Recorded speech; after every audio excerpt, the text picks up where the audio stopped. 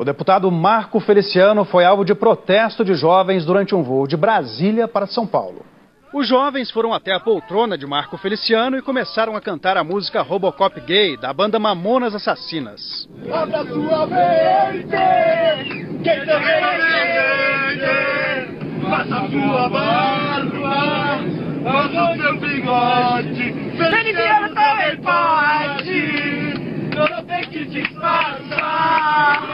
Um deles chegou a passar a mão no cabelo do deputado, que não reagiu. Um dos passageiros se irritou e empurrou a câmera. Feliciano, que provocou polêmica com o projeto de cura gay, não prestou queixa, mas colocou no Twitter que ouviu xingamentos o voo todo e agradeceu o apoio de passageiros e da Polícia Federal.